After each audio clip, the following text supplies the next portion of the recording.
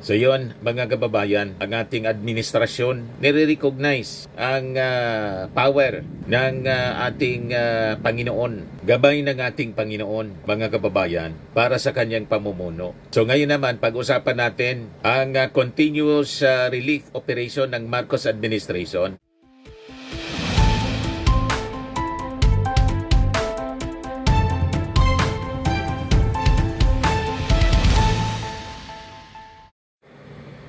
Ito po mga kababayan, si Dante Maravillas. After na mag-ikot po tayo dito sa ating lalawigan, sa Albay kung saan zero casualty, dito naman tayo sa mga balita sa buong Pilipinas, kung saan yung ating Pangulong Bongbong, todo-todo lang ang serbisyo at idineclare yan yung National State of Calamity for 1 year. Yan PBBM nagdeklara ng isang taong State of National Calamity dahil sa pinsala ng bagyo.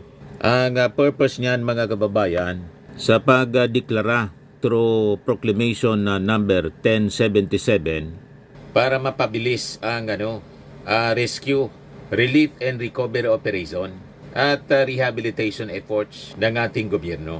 Ayon sa proklamasyon, pinapaintulutan ang paggamit ng pondo ng pambansa at lokal na pamahalaan para sa agarang tulong sa mga nasalanta. Kasama rin dito ang pagpapatupad ng mga hakbang laban sa profiteering, hoarding at overpricing ng mga pangunahing bilihin, pati na rin pagbibigay ng walang interest na mga loans sa mga sektor na lubhang naapektuhan ng kalamidad.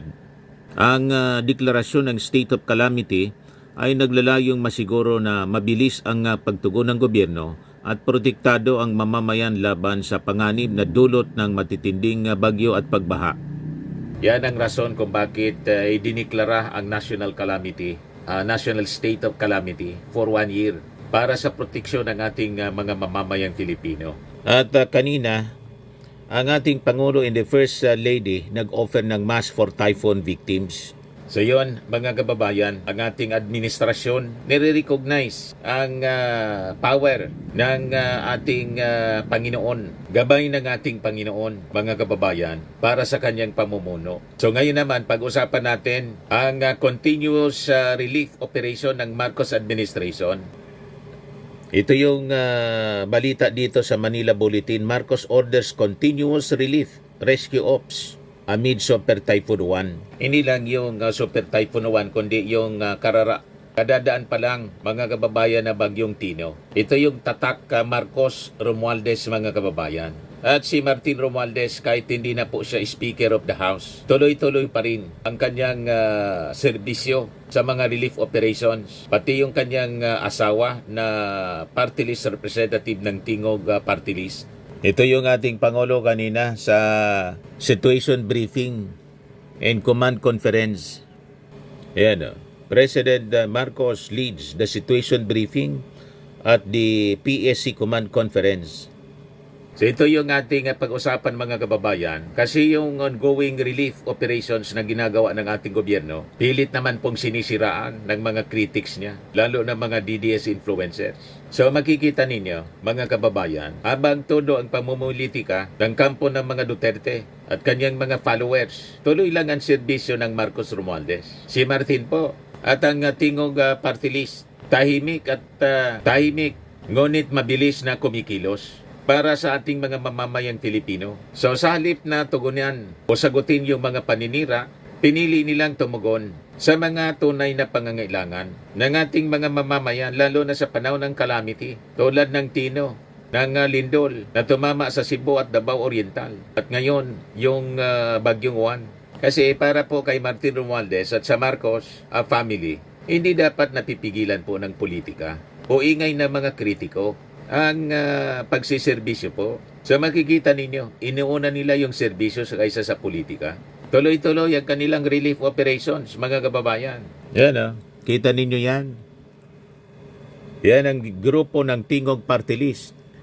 Panoorin natin ang kanilang mga ginagawa, mga kababayan. Tahimik lang sila, kasama yung mga volunteers from the Armed Forces and PNP. Yan, relief operation yan sa Abuyog, Leyte, mga kababayan. You see, Yan o. Tuloy-tuloy lang sila. Yan yung mga dilata, mga kababayan. For distribution. Busy sila sa pagre-repack ng mga pagkain and donations. Ayuda para sa mga nangangailangan. Abang yung mga DDS influencers busy sa paninira, sige lang hanap nila ng butas sa gobyerno. At lalo kay Martin Romualdez, pilit nilang sinisiraan si Martin at ay yung ating Pangulong Bongbong Marcos. Yan o. Tingog party list. Sige lang. Sa kanilang mga pagsiservisyo. Yan o. Distribution ng mga pagkain. Yan o. May mahigop man lang na mainit na sabaw o lugaw. Mainitan yung sikmura ng mga tao. Yan o. Distribution po ng pagkain pati sa mga bata. Sa Tacloban po ito, mga kababayan. Asikaso ka agad.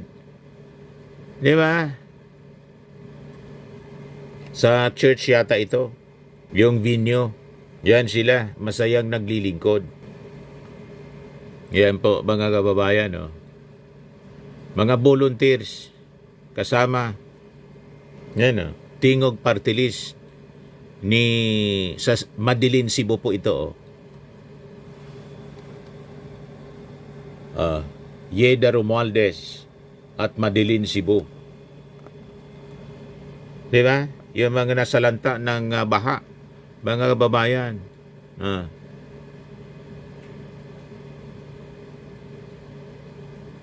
Yan ang totoong serbisyo, mga kababayan. Yan, sabi dyan sa balita, yung relief operations nila, may relief operations din pala sila sa Homonhon, Eastern Samar. Matinding pinsala ang iniwan ng Bagyong Tino sa Giwan, Eastern Samar. Halos 30% ng mga bahay sa Homonhon at sa Suluan ang nasira. Agad na nagatid ng tulong ang opisina ni Congressman Martin Romualdez at Tingog Party List. Namagi sila ng bigas, noodles, kape at sardinas sa mga pamilyang apektado. Umabot ang ayuda sa 7 barangay, Kanawayon, Kagusuan, Kasuguran, Pagbabangnan, Bituangan, Habag at Inapulungan. Kasabay nito, tiniyak ni Kong Romualdez na may kasunod pang operasyon para sa mga hindi pa naabot ng tulong. So, bago pa man lumala yung sitwasyon, kumilos agad ang staff ni Kong Romualdez at ang Tingog Party List upang asikasuhin ang mga evacuee sa Leyte. Nakipag-ugnayan sila sa LGU upang tiyakin na may sapat na pagkain, tubig, gamot sa mga evacuation centers. Yan mga pinuntahan, Abuyog, Leyte, sa Cebu, sa Eastern Samar, pumunta po yung team ni Martin Romualdez at yung Tingog Party List. So makikita ninyo ang sistema po ng serbisyo ni Martin Romualdez at saka ng Tingog Party List. May sistema po. At tahimik sila na gumagalaw, hindi naninira, hindi pabida po, mga kababayan, na parang laging nakikipagkompetensya. O diba? Walang ganun po. Ito kasi dati na nilang ginagawa. At lagi nilang ginagawa, mga kababayan, sa panahon ng disaster. Gusto lang kasing patunayan ng Marcos Romualdez ang dating old politics. Alam ba ninyo, mga kababayan, na ang politika dapat hindi masama yung connotation because the original meaning ng politics is good governance. Dapat ganon. Nasira, mga kababayan, yung kaulugan ng politika. Pag sinabing politika, ngayong panahon na to, masamang serbisyo. Pinulitika niya yung mga nasa barangay kasi hindi niya kaalyado. Binabalik lang ng Marcos Romualdez, mga kababayan, ang old meaning ng politics na kahit hindi kaalyado, siniservisyoan po. May nakita kayong kinulayan ng ating Pangulo ni Martin Romualdez sa pagsiservisyo po. Kahit nga siguro mga DDS, nagkikinabang. Pero yung mga netizens na mga DDS, walang tigil pa rin sa paninira. Ibalik natin sa dating magandang kaulugan, old meaning of politics, good governance. Yan sabi dito sa Wikipedia, Mga kababayan, the original meaning of politics comes from the ancient Greek word polis, meaning city-state or community. Therefore, politics originally referred to the affairs of the cities and the study of how people best live in together in a community. Best live. Kita ninyo? Magandang tahanan, pamumuhay na magkakasama sa isang komunidad. That is politics. This included the study of government, state, society, and ethics. Pag sinabing ethics, sumasakop sa behavior ng tao, magandang pag-ugali. Kaya tingnan ninyo yung dinidisplay na pag-ugali ni Martin Romualdez, ni President Bongbong Marcos. Kahit sila sinisiraan, maganda pa rin ang pinapakita doon sa mga taong naninira sa kanila. Hindi nila hinaat sa puwera yung mga hindi kapartido, hindi kaalyado. Lahat siniservisyohan nila. That is good governance. That is the original meaning of politics, mga kababayan. Yan o. Polis, the Greek word for city-state. Politica, the ancient Greek for the affairs of the cities, which is the direct origin of English word politics. A community endeavor. For ancient Greeks, politics was a communal activity where citizens participated in decision-making for the good of the whole community. Para sa kapakanan, for the good, kabutihan ng community. Yun ang ibig sabihin ng politika. The original meaning of politika. Yan ang ibinabalik na uri ng politika, mga kababayan. Hindi yung toxic politics ng mga Duterte at ng mga followers niya. Nakita ninyo, wala na silang nakitang mabuti sa serbisyong binibigay ng ating gobyerno. Hindi na makontento, pati yung pamimigay ng ating Pangulo ng 5,000, 10,000 sa mga nasiraan ng dilubyo dyan sa Cebu, pinintasan nila, nilait nila. Ang sabi, mga kababayan, pagkasya na yung 5,000, 10,000, hindi man yun talaga yung pampabahay. Yung mga nasiraan ng bahay, immediately bibigyan ng 5,000, 10,000, at least may magamit sila sa kung anong pwede nilang gamitan ng 10,000. Hindi yon para itayo uli yung bahay nila. Siguradong may pabahay yung ating gobyerno sa mga totally damaged ng bagyong Sitino. Ganun po. Pero anong ginagawa nila? Siniraan nila, ininsulto, pinagtawanan. Pero si Digong, namigay din ng 5,000. Wala silang sinasabi. Yan ang masamang ugali ng mga DDS, mga kababayan. Sige lang nila ang hanap ng diferensya. So ibalik natin, mga kababayan, ang totoo, original meaning ng politics is good governance. Yan decision making kasama yung mga tao where citizens participated in decision making for the good of the whole community. Ano pa ang ibig sabihin ng meaning ng politics? A practical science. Aristotle, who wrote one of the first books on politics, viewed politics as a practical science concerned with the happiness and good action po of the citizens within the community. Hindi po kasama sa original meaning ng politika yung paninira, yung toxic na mga pag-ugali ng mga tao. Hindi siya. Nasira yung politika, mga kababayan. Sinira ng mga tao ngayon, lalo na dito sa Pilipinas. Naging toxic yung politika. You see? Saan ka nakakita? Panahon, mga kababayan, ng calamity, paninira pa rin ang nasa bukang bibig ng mga DDS po. Nakita ninyo sa mga post nila sa social media. Lahat paninira, pang-insulto, pang-aliposta sa ating gobyerno, sa ating Pangulo. Ang gusto nila na mangyari, iluklok si Sara Duterte. And in fact, yung sabi, 3 religious organization, plano na magsagawa ng protest rally. Ang intensyon talaga, mga kababayan, iupo na si Sara. You see? Ganon ka-toxic yung politika nila ngayon. So ang gustong mangyari at ginagawa ngayon ng kampo ni Martin Romualdez, that's beyond the relief. Serbisyong patuloy, hindi pansamantala. So tuloy-tuloy na serbisyo. Ayuda, not charity. So paulit-ulit na pinagtatanggol ni Kong Romualdez ang ayuda para sa mahirap na Pilipino dahil ayon sa kanya, ang tulong sa mahirap ay hindi limos, ito ay katarungan. Ito ang uri ng public service na hindi naghihintay ng eleksyon o media coverage. Ito ang serbisyong totoo, tuloy-tuloy at tapat. So makikita ninyo, comparative insight natin. Habang sa ibang lugar, tuloy-tuloy ang politika. Sa ibang lugar, ganun. Sa Eastern Visayas, tuloy-tuloy ang trabaho at malasakit. Tulad na pinakita ko sa inyo na mga relief operations at ayuda. Tulong na ginagawa po ng Tingog Party List at ni Kong Martin Romualdez. So kagaya ng Leyte mga kababayan, mayroon tayong nakikitang makataong akbang sa gitna ng unos.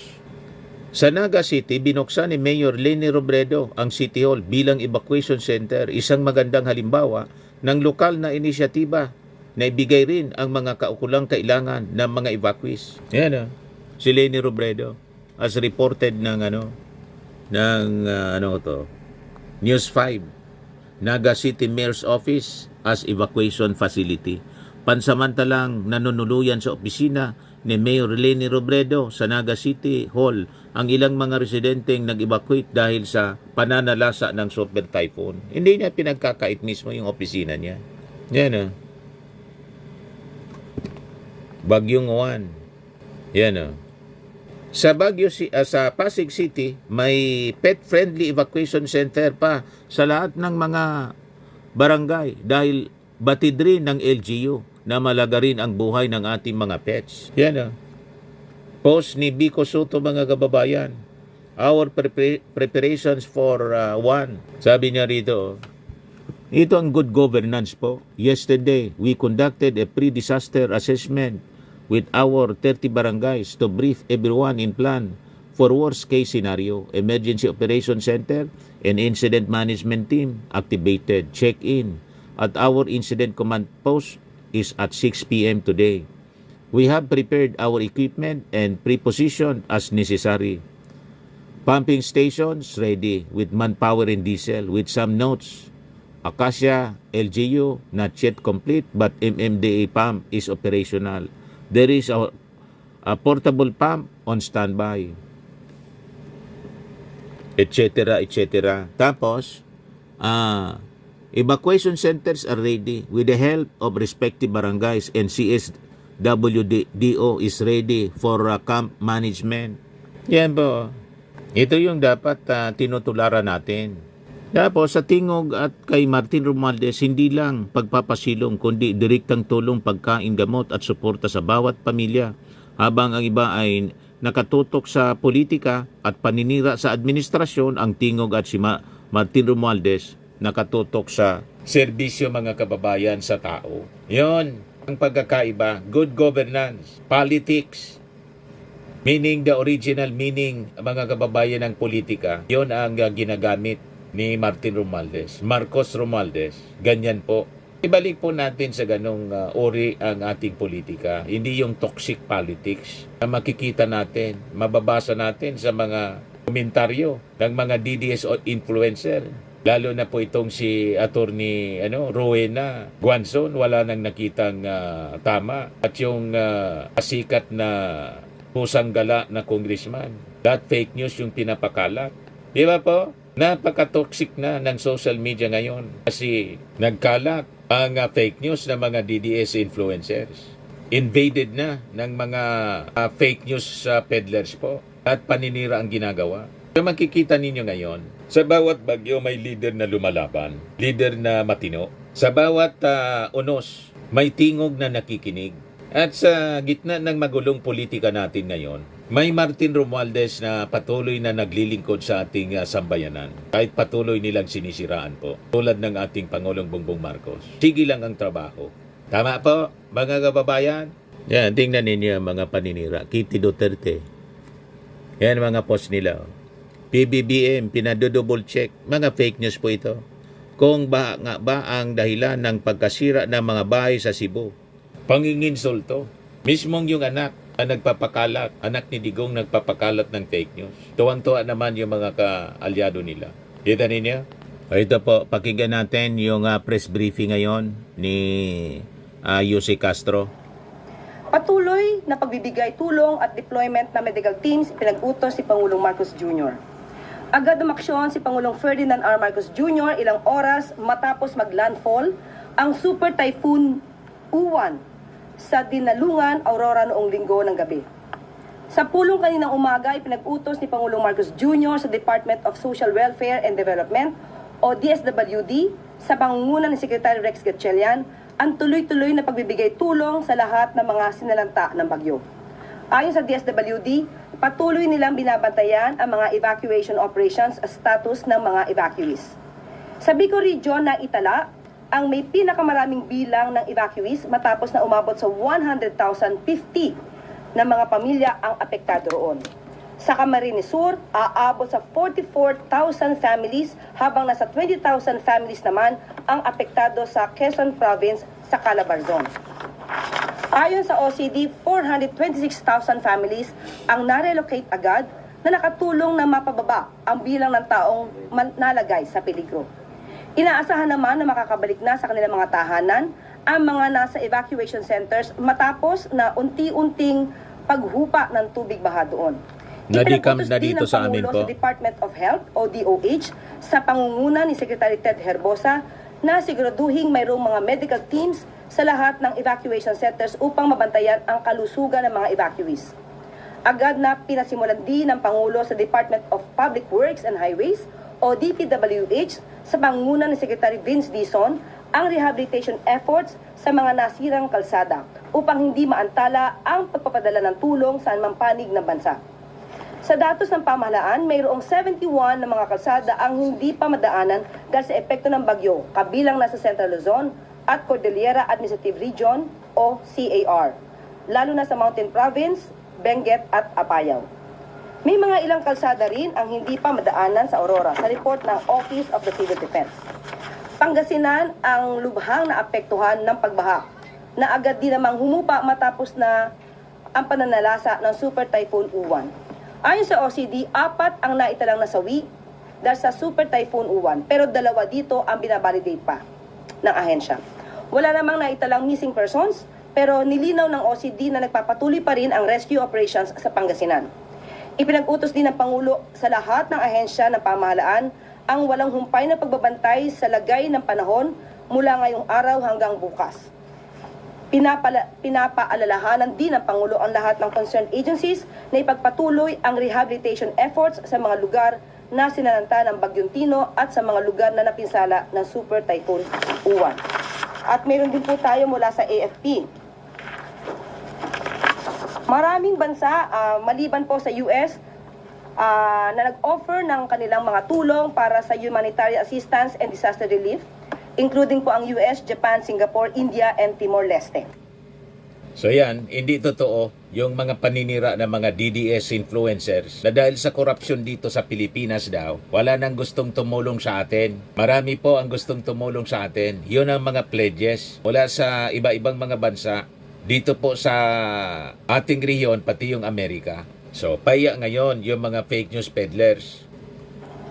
Nagpadala na rin po sila ng sulat sa AFP at sa National Defense. Ayan po, yan po ay mula sa AFP. At mula naman po sa DPWH, sa gitna ng kasagsagan ng Bagyong Uwan, ininspeksyon ni Public Secretary Vince Dizon ang drainages, waterways at flood control projects sa Navotas, kasunod ng direktiba ni Pangulong Ferdinand R. Marcos Jr. na siguraduhing may agarang on-ground assessment ang mga flood-prone area sa Metro Manila. Kasama ang nag-inspeksyon ni Secretary Dizon ngayong Lunes, sina Public Works and the Secretary Arthur Bisnar, Navotas Mayor John Reynald Marcelo Tiangco, at Navotas Representative Toby Tiangco sa Navotas Coastal Dike na tinamaan ng malakas na storm surge sa gitna ng hagupit ni Bagyong Uwan. Patuloy namang nakapwesto ang mga tauhan at equipment ng DPWH sa iba't ibang lugar na naapektuhan ng bagyo sa buong bansa para tiyaking tuloy-tuloy ang clearing operations.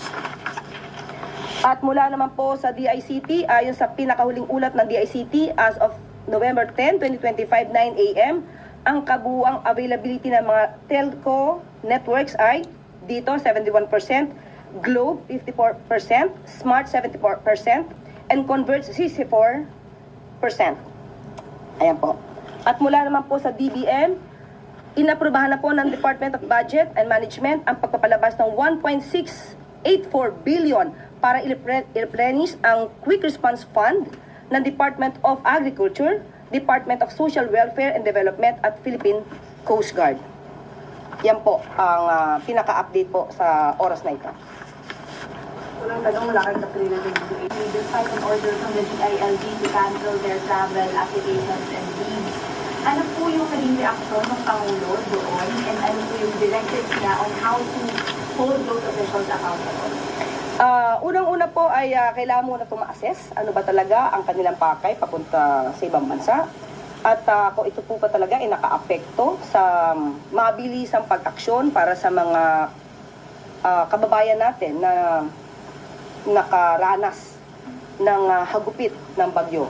At hindi po natin agad-agad ito masasabi na sila ay may sala na. Kailangan po pag-aralan muna.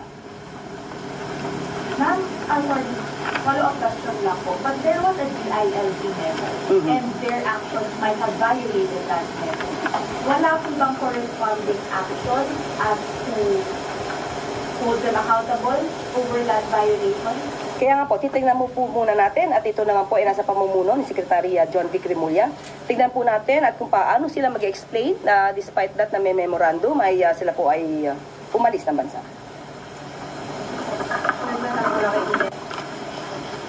Ang usap sa mga nakalipas pong araw, sa Pilipino, ang Pangulo po ay binabatik sa social media regarding po sa pagbibigay ng tulong pinansyal sa ating mga naging biktima ng bagyong Tin, especially po yung mga nasiraan ng bahay, kung sa 5,000 for partially and 10,000 for the totally damaged po na bahay. Ano po ang reaction ng Pangulo? Yan yung mga insulto.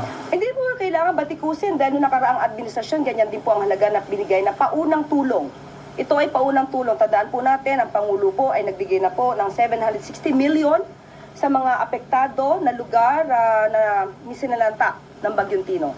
At ang pagbigay po na to ay pansamantala pong ibinibigay sa ating mga kababayan para mayroon po silang panggastos. At sinabi po ng Correct. Pangulo Yun na ang ito ay pinaliwanag ongoing natin. at patuloy po ang pagtulong. At kinakailangan po na yung iba ay Grabing ma-relocate dahil paninira. po sila ay nasa no building zone.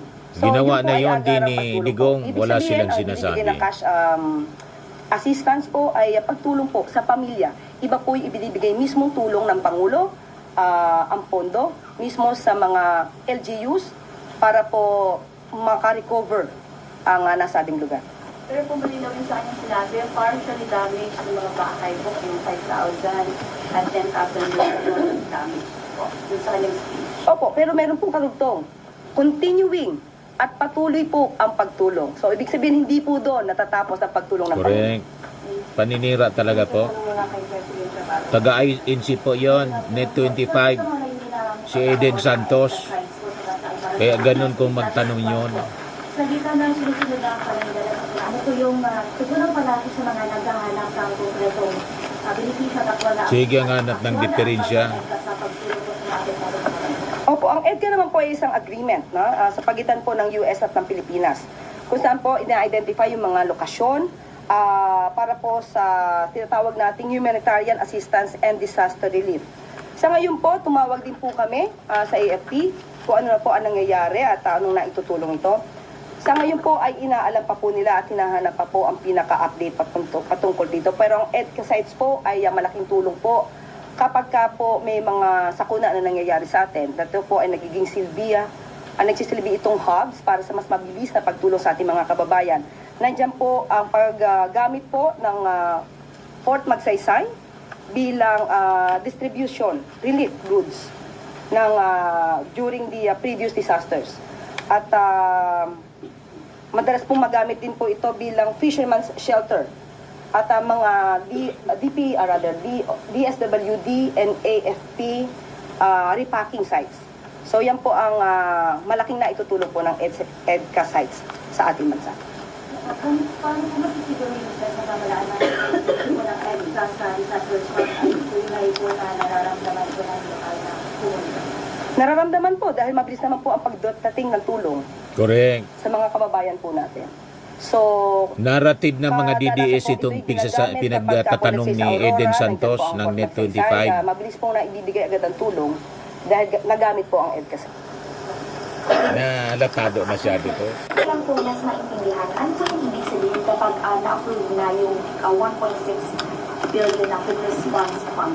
Pwede na po siyang i-release pag na-approve po. Ibig sabihin, ito po ay dumaan sa pag-aaral at kailangan i-release, lalo pa sa mabilisang pagtulong sa ating mga kababayan.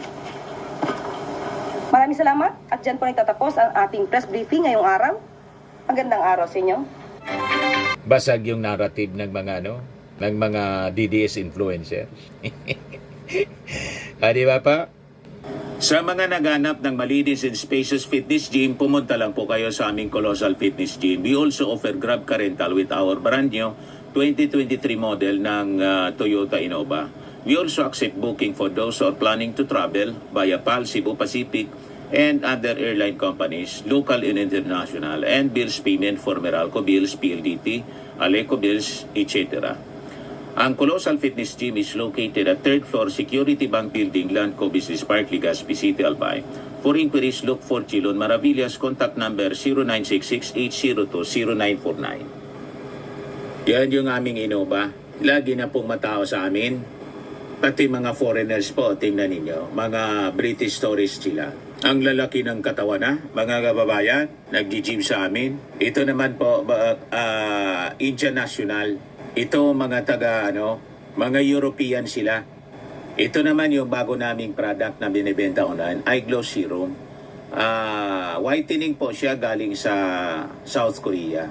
Tingnan ninyo yung epekto sa aking anak na architect entrepreneur, Riz Maravillas. For inquiries, look for Riz Maravillas on FB. Ito naman po, Firmax Firming and Lifting Cream, pinapahid sa mga pulses and affected area. Mainam po ito sa mga pains at paninigas ng mga kaso-kasuan. Ito po, Automax Radiant Serum. Sa mukha naman yung application. Anti-aging po siya. You will look 10 years younger than your age. Ito naman po yung bagong product naming binibenta online. I am a worldwide amazing pure organic barley powdered drink mix from Australia. Endorsed by cancer survivor Maritoni Fernandez. Mainam po ito sa mga may sakit na cancer at syempre for cancer prevention. Sa mga inquiries, dumiretso na lang kayo sa aking anak na architect entrepreneur Riz Maravillas. Sa mga mahilig sa mga imported bags and wallets, dumiretso na lang kayo kay Ma'am Aileen Rosales sa Aileen Closet. Nakabase siya po sa Amerika. Sa mga mahilig sa spa at para sa